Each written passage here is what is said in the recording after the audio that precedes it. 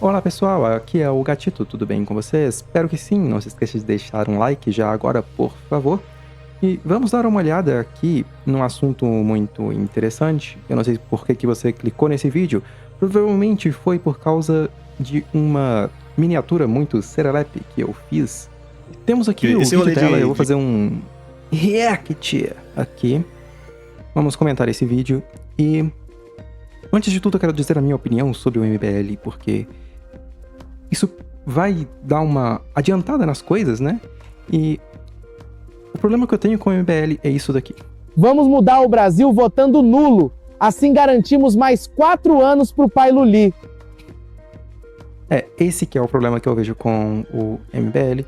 Não que eu tenha algo contra o MBL, eu acho no geral o movimento em si algo positivo, mas essa posição dos líderes de pregar voto nulo é algo que diz duas coisas ao mesmo tempo. Infelizmente, eles não pensam nas consequências das coisas, porque se eles pensassem, eles pensariam também que incentivar a participação cívica tem que ser por completo e não pode ser condicionada. Não pode ser algo, mas é no meu candidato, então vote se for só no meu candidato. Se não for, não vote. Isso daí é uma burrice, porque tá dizendo também para todas as pessoas que não são do grupinho deles para não votar neles. E eles não pararam para pensar nisso. Mas, tudo bem. Esse é o problema, né, que eu vejo com isso. Eles estão um pouco se lixando, porque é um bando de playboy, o pessoal lá da cúpula deles. E eles sabem que as consequências de mais 4 anos de PT não vão cair sobre eles, não vão prejudicar diretamente eles. Então, eles acabaram tomando essa decisão estúpida de fazer a campanha do voto nulo. Eu acho que eles deviam voltar atrás com isso. Mas quem sou eu para dizer o que outras pessoas vão fazer, né? Deixa cada um com as suas burrices. Então vamos começar aqui. Como a Glenda entrou no MBL, e aqui tem um ponto extremamente importante para comentar sobre isso. Antes de tudo, esse vídeo estará cortado, não estará completo. Se vocês quiserem ver o corte completo que ela colocou aqui, vão no canal Espectro Cinza para ver, tá bom? E já de início de conversa, quem que temos aqui? O maldito Getúlio Vargas, que é o segundo pior homem que já pisou nesse postil. E ele fez uma das coisas mais tenebrosas da história do Brasil. Só não é pior do que o Deodoro. Mas vamos lá. Eu quero saber como faz política e por que as pessoas agem como elas agem, entendeu? E outra coisa, não adianta você sempre ficar reclamando de tudo que os outros fazem e você ter a oportunidade de contribuir, fazer alguma coisa e depois você vê aquele trabalho que você se negou a fazer e reclamar, entendeu? Você foi chamado pra aventura. Houve chamado pra aventura, você negou. E aí agora você olha pra aquilo e diz, eu não gostei disso, eu não gostei daquilo, não sei o quê. Tá, meu filho, mas por que você não ajudou, você não fez nada? Só é um rebelde no... É isso aí que eu falo também sobre a participação política, tá? Se você não tá participando, você não pode reclamar. Eu gosto da democracia? Não gosto. Eu gosto do governo? Não gosto. Mas eu vou participar porque é o jogo que existe. Eu não vou dizer que, não vote, porque não votar é deixar que outra pessoa escolha por você. Então mesmo que eu tenha duas escolhas que sejam extremamente parecidas, eu vou escolher mesmo assim. Quarto. Exatamente, sabe? Então, aí é muito fácil. E aí eu comecei a me envolver mais com o MBL, né? Eu integrei o grupo e tal. Então, é que a gente já tinha tido uma treta anterior. E o pior é que foi ingenuidade minha. Eu juro pra ti, até hoje eu falo, cara, foi ingenuidade minha. Porque sabe esse vídeo que saiu do Renan falando vamos estuprar a Bárbara? Sei. Tá, ok. Então, quando eu vi aquele vídeo pela primeira vez, eu fiquei chocada. Aquilo me deixou muito chocada. Ai, fiquei chocada. Com o tempo você vai se acostumando com as atrocidades, entendeu? Só que na primeira vez eu fiquei chocada. Nunca esteve na quinta série. Nunca esteve na quinta série. Sempre falo isso daí. Isso aí não é normal, não. Eu me choco até hoje, velho. Ai, ele se choca até hoje. Então, é chocante, entendeu? Esse moralismo é completamente ridículo, completamente retardado, porque você se escandaliza por causa de uma brincadeira que as outras pessoas fizeram, de que você não estava lá, de que, obviamente, eles não estavam falando sério, que, obviamente, era uma brincadeira, e ninguém lá no local estava escandalizado, eles só estavam agindo como pessoas de quinta série mesmo, que é o normal para grupos de amigos agirem aqui no Brasil. E esses dois aqui que são moralistas, claro, né? Porque isso é só coisa de moralista. O pessoal de esquerda, eles têm essa coisa de, mas religião isso, religião aquilo. Só que eles droparam tudo da religião, menos o moralismo. Não tem nada mais moralista do que um esquerdista. E a moralidade deles ainda é de duas camadas, né? De 2 pesos, 2 medidas. A moralidade vale pra mim, mas não vale pra você. Não é o contrário, vale pra você, mas não vale pra mim.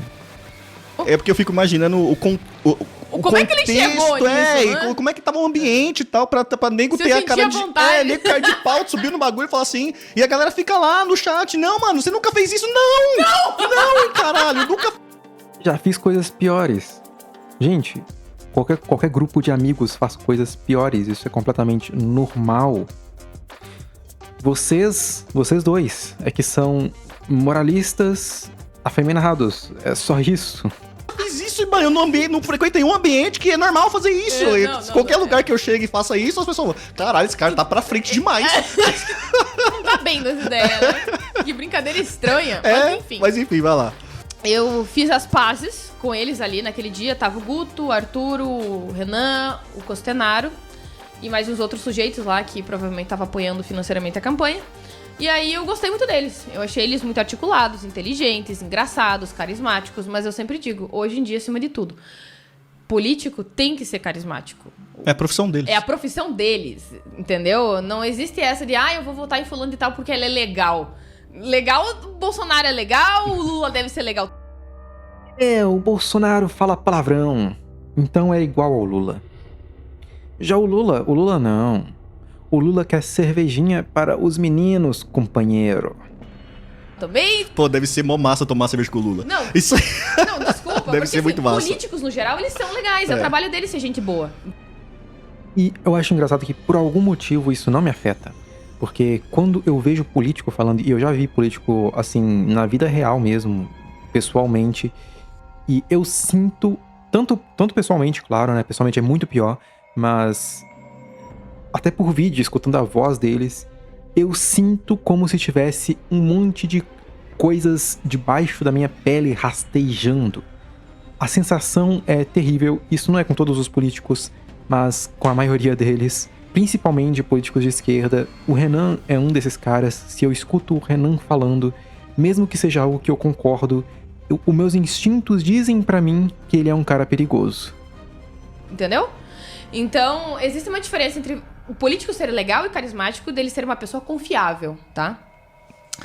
Então, veja bem, daí depois deu mais um tempo, eu os encontrei lá, lavamos a roupa suja finalmente... E o Ricardo tava junto e tal. E aí eu falei, eu quero fazer parte. Aí eles me aceitaram, eles perguntaram o que eu gostaria de fazer. E eu disse, olha, eu gosto de fazer live, eu gosto de fazer podcast, escrever e tal, beleza. E foi isso, assim, no início. Agora, pra realmente eu me pré-candidatar, foi outra situação. Porque, na verdade, o que eu percebi? Que o movimento estava acenando demais pra um extremismo outright, que eu não me identificava. E aí... Presta atenção no que ela vai dizer a seguir, porque é por isso que eu estou fazendo esse vídeo, tá? E isso é muito importante e tem que servir de alerta pra todo mundo esse tipo de coisa, pra tomar cuidado. Aí eu percebi, se esse movimento ele é pequeno, ele tá indo nessa direção, eu preciso adquirir poder agora, enquanto ele é pequeno, do que depois, quando ele já estiver muito estabelecido. Esse negócio de... Ou seja, ela era uma infiltradora. Ela está dizendo aqui abertamente que a função dela, que o objetivo dela era se infiltrar no movimento, ganhar espaço lá dentro, ocupar parte da estrutura, colocar gente com a visão de mundo dela e acabar ou influenciando ou tomando a estrutura eventualmente.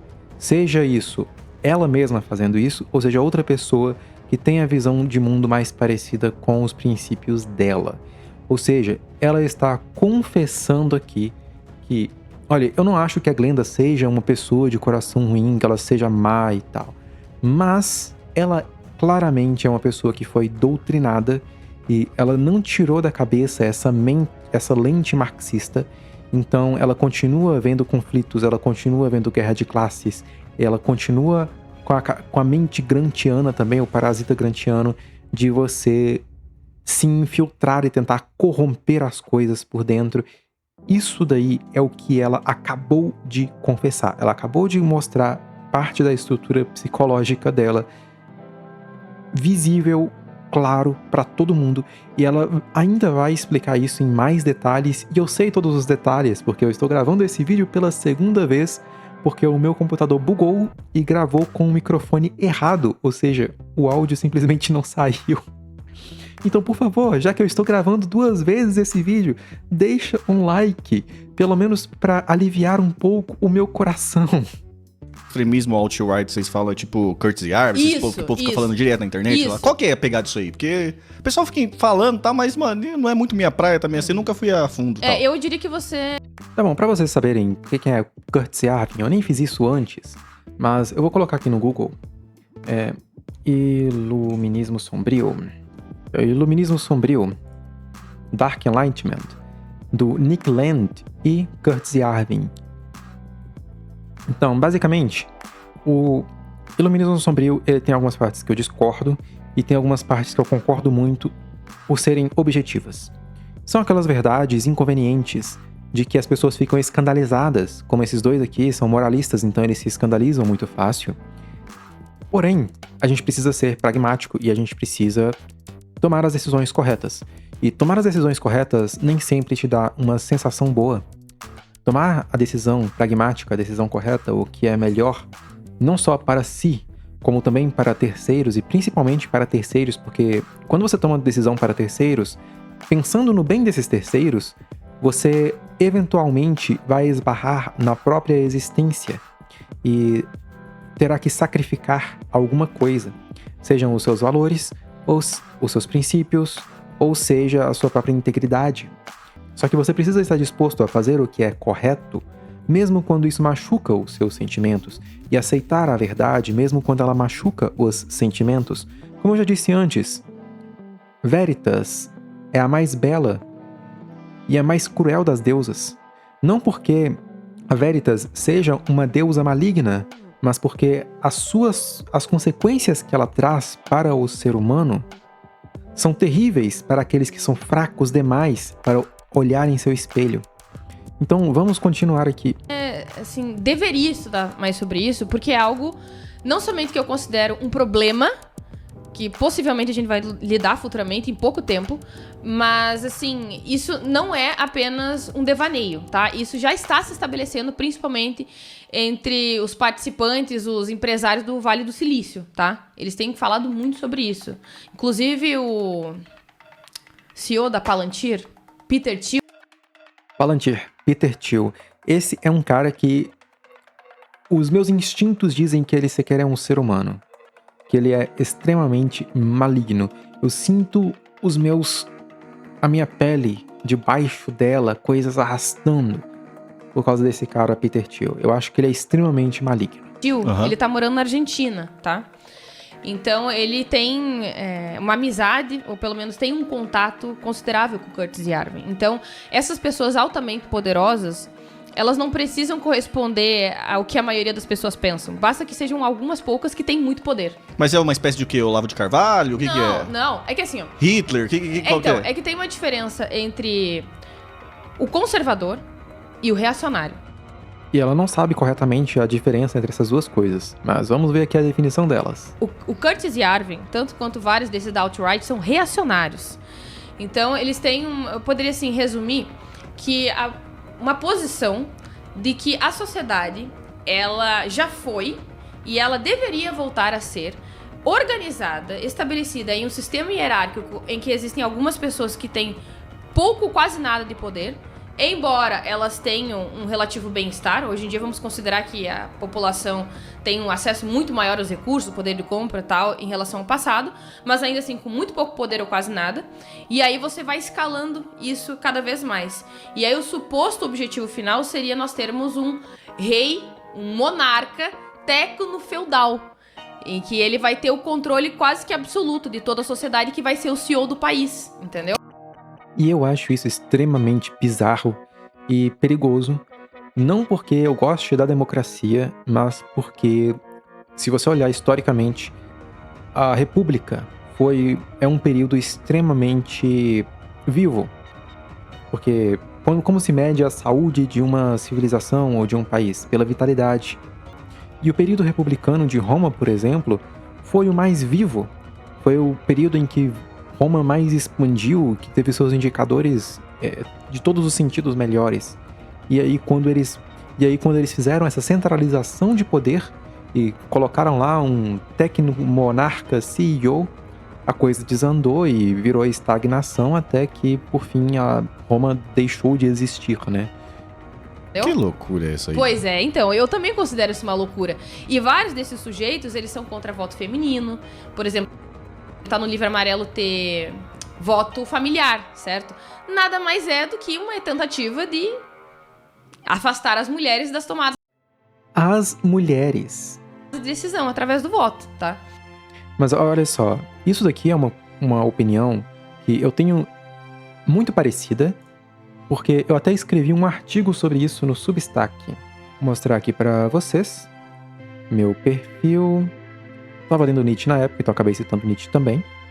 Então, eu fiz esse artigo, Voto Feminino e a Domesticação da Mulher. E aqui eu explico que, na verdade, as mulheres não deviam mesmo votar, nem os homens, como disse Lysander Spooner. E se vai ter voto, se vai ter democracia, e eu sou a favor da república, que eu acho que a república é o sistema menos pior que temos, mas se vai ter uma república, é melhor que apenas as pessoas que têm pele no jogo, que têm o interesse na continuidade da civilização, tenham o direito de votar. Se todos puderem votar, então as pessoas que estão dispostas a sacrificar a civilização para ganho próprio, para benefício próprio, elas também terão o voto e elas vão sacrificar a civilização para ganho próprio. E isso que acontece aqui no Brasil, por exemplo, com muito pessoal que vota em certas pessoas que eu não vou citar o nome, que elas votam porque vão receber benefício do governo e elas estão destruindo, usando seu poder de voto para destruir o país para ganhar algum tipo de vantagem financeira oferecida pelo Estado. E a minha proposta, já adiantando para vocês, pro pessoal que não perde tempo lendo, pessoal que não gosta de ler, eu sei que o Brasil não tem leitura, né? A minha solução para isso é justamente criar o voto familiar. Você dá o direito a voto apenas para o marido e para a esposa, para os casados, porque os casados, eles têm uma vida juntos, eles têm que pensar no futuro, eles têm que pensar nos seus filhos também. E graças a esse pensamento de longo prazo, eles têm os seus incentivos alinhados para manter a civilização funcionando. Agora, se você dá direito de voto para prostituta, ladrão, vagabundo, gente em assistencialismo, o que acontece é que o número dessas pessoas, desse tipo de pessoas, vai aumentar simplesmente por existir um incentivo econômico e político para que eles sacrifiquem a civilização para beneficiar a si mesmos, e no fim eles nem beneficiam a si mesmos, porque eles acabam acabam sendo encurralados, literalmente no sentido de curral eleitoral mesmo, pelas elites. Então não é algo que beneficia eles realmente, mas eles têm a sensação de que estão levando vantagem e feels good, né? Você se sente bem quando você pensa que está levando vantagem, é o que eu falei antes. Ser pragmático, fazer a coisa certa, fazer o que é melhor para você mesmo. Nem sempre você terá uma sensação boa com aquilo. E as pessoas hoje em dia, elas se preocupam muito com ter boas sensações, ter bons sentimentos, boas emoções, boas intenções. Só que isso não é o que importa realmente. O que importa realmente é o pragmatismo. E ser pragmático é fazer a escolha difícil e não a mais fácil, sempre, né? E aí você vai ter também uma... É anti-sufrágio universal, exatamente, então. Exatamente. Sim, based. Sufrágio tem que acabar mesmo.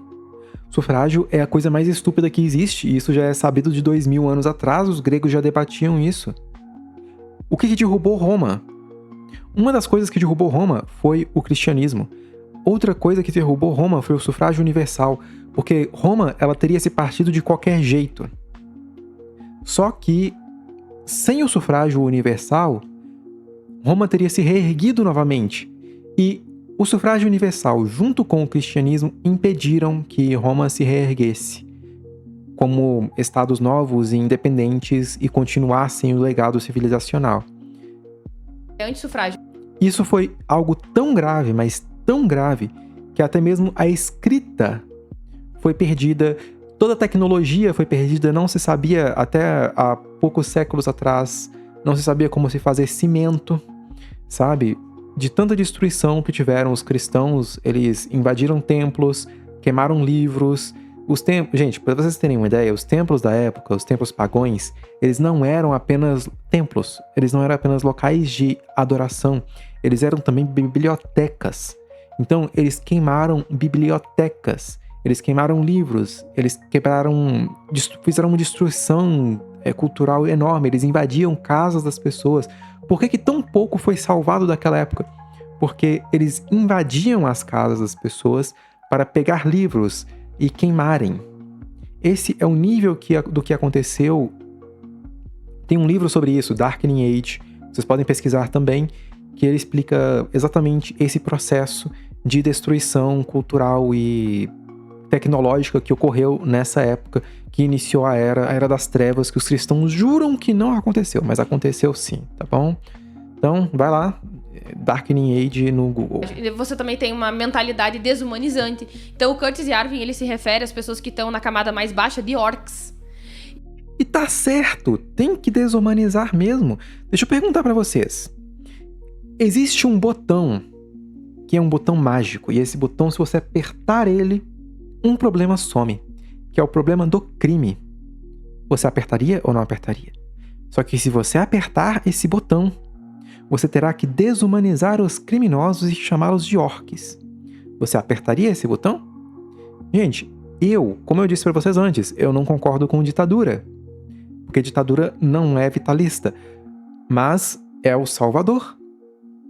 Nayib Bukele falou, eu vou apertar o botão, ele apertou o botão, prendeu todos os orcs. E o que aconteceu?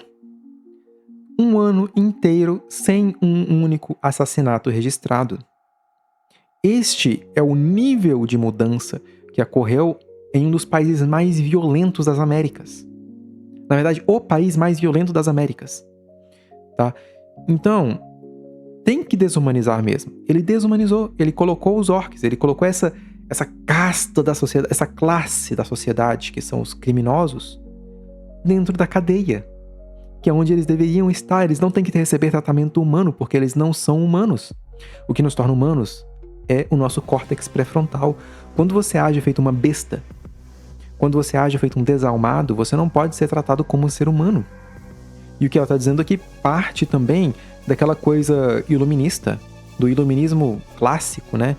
Que o iluminismo sombrio rejeita isso. O iluminismo clássico tem essa coisa de as pessoas são tábula rasa, são folhas em branco. E não são. Existem pessoas que já nascem com maldade no coração. Desculpa avisar isso para vocês, mas a ciência explica isso com uma combinação entre genética e estrutura cerebral. Então tem pessoas que já nascem dessa forma. E o que você vai fazer? Você vai tentar consertar essa pessoa? Você vai tentar consertar os pensamentos dessa pessoa? Isso não vai rolar. Não é assim que o mundo toca. A realidade é outra e ela se impõe. É por isso que você tem que ser pragmático, você tem que saber como a realidade funciona e lidar com ela.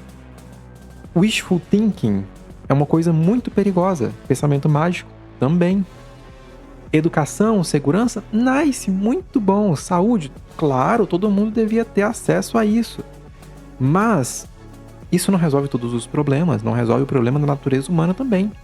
Não resolve o problema da natureza bestial do ser humano.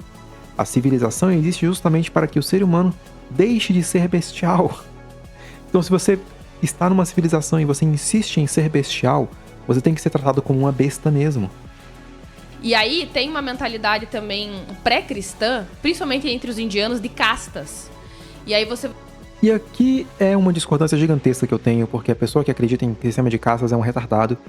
Porque sistema de castas gera estratificação, tem um efeito disgênico, faz com que a civilização congele no tempo e não possa avançar. Porque o que faz que uma civilização avance são que os indivíduos excepcionais nasçam na base da pirâmide e possam escalar até o topo.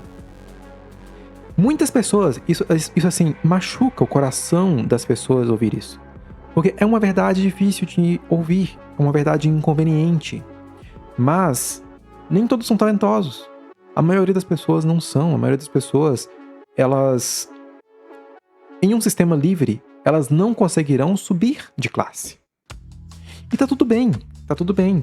Classes existem naturalmente. Classes não são criadas pelo capitalismo malvadão da burguesia tecnofascista, como dizia o Karl Marx e a Marilena Tiburi, não lembro o nome dela direito. Então, a maioria de nós não sairá do chão. E tá ok isso. Isso é o esperado. Nem para que alguém possa ser excepcional, outros têm que ser medíocres. E é o excepcional que leva a humanidade adiante. Muitos de nós falharão, para que poucos de nós conquistem os céus. Alegremo-nos. Alegremo-nos, fiquemos felizes. Porque um ser humano como nós foi capaz de chegar até lá. Talvez o seu filho ou o seu neto consigam também. Não tenha inveja. Não seja consumido pelos sentimentos, pelas suas emoções. Alegre-se. Quando você vê o bilionário, quando você vê o Elon Musk... Cara, o Elon Musk fez foguete da ré. Ele é um indivíduo excepcional. Ele é uma pessoa que, assim, insubstituível. Ninguém poderia fazer o mesmo que ele fez. Então, ele nasceu nas condições perfeitas para que ele voasse os céus. E ele fez isso. Devemos nos alegrar por isso. Não ter inveja, não usar essa lente marxista para enxergar um conflito de classes. Não existe conflito. Classe é algo natural. Você vai ter os Dalits, você vai ter os brancos.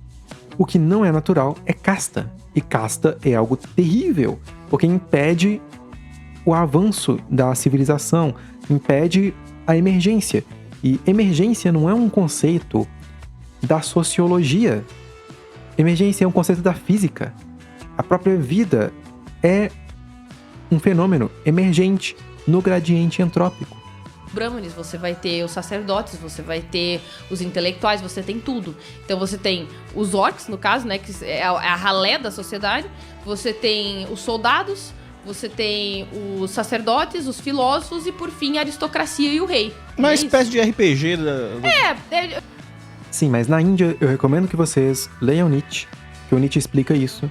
Na Índia o que aconteceu é que os Brahmanes, que são os sacerdotes, eles fizeram uma psyops, doutrinaram todo mundo, colocaram lá a ideia de Maia e pipipipopopó para que eles ficassem no topo e justificasse o sistema de castas para eles ficarem no topo. Daí eles estavam até acima do rei. Eles tinham o poder e a capacidade de fazer nada o dia inteiro. E eles acabaram consumidos pela própria psyops que criaram. E eu não acho que isso seja algo desejável. Vocês podem ver o estado da Índia até hoje. O motivo pelo qual eles não se recuperaram é por causa do parasita memético chamado de Maia, que foi inserido no hinduísmo pelos Brahmanes, e eles tinham que acabar com isso o mais rápido possível, acabar também com essa questão do... cara, tem tantos problemas metafísicos da Índia que explicam perfeitamente os motivos da Índia ser atrasada. Leia Nietzsche que você entenderá melhor, tá? Eu diria que, assim, de forma resumida, é isso. E o Curtis Yarvin é de graça, gente, é de graça. Desses... Você pode ir no Google e ler. Os livros do Nietzsche são de graça, tá bom? Sujeito que tá muito em voga hoje em dia, que fez amizade com essa alt-right americana, que inclusive tem uma relação boa com o J.D. Vance, que é o vice dos Estados Unidos.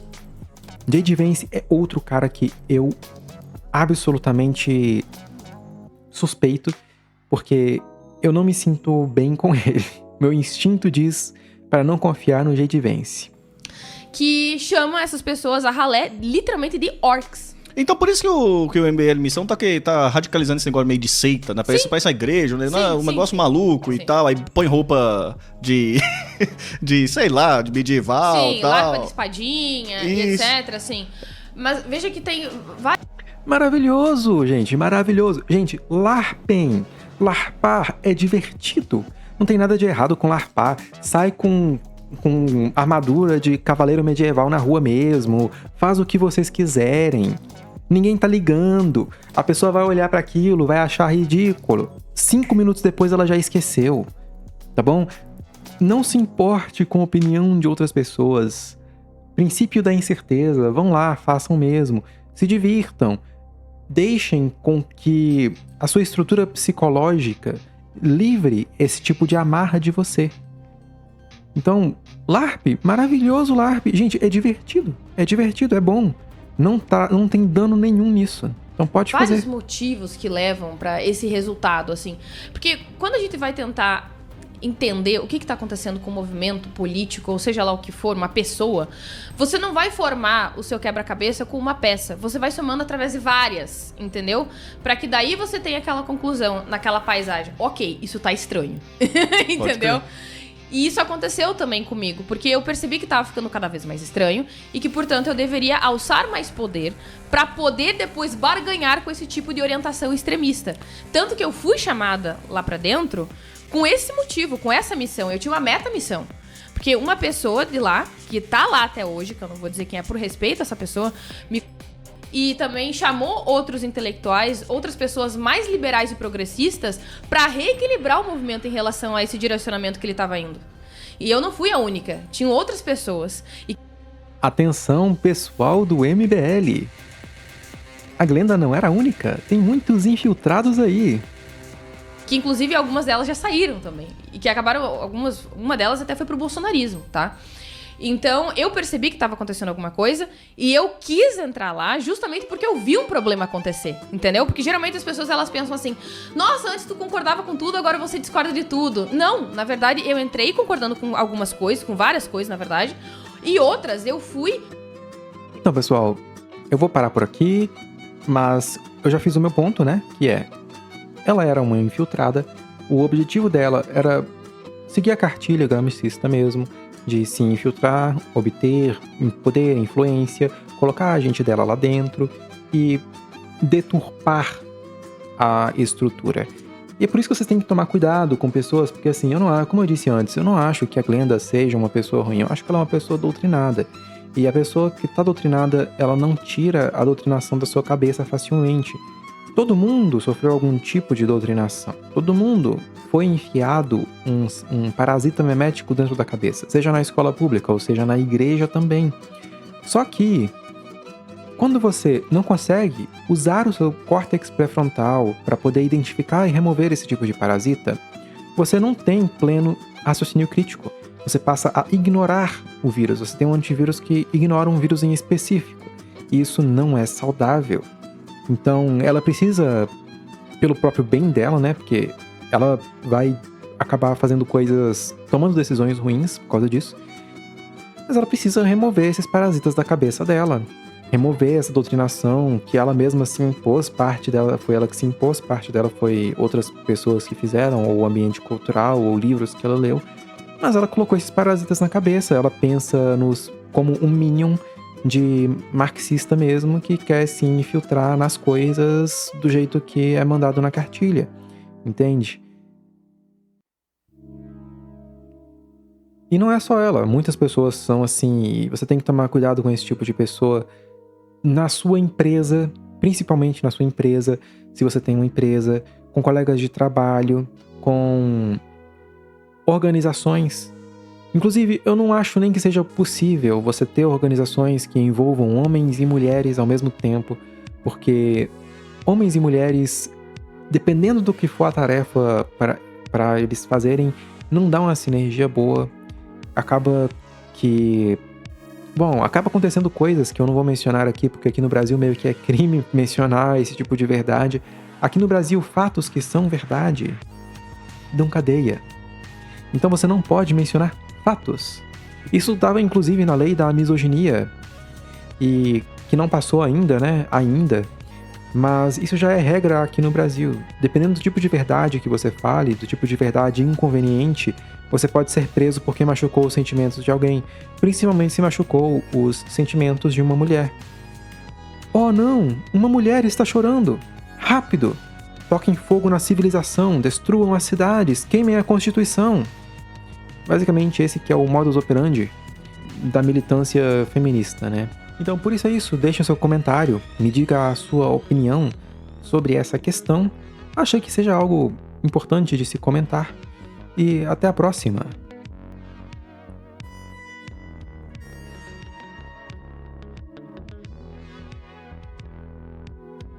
Aqui nas Agrícolas.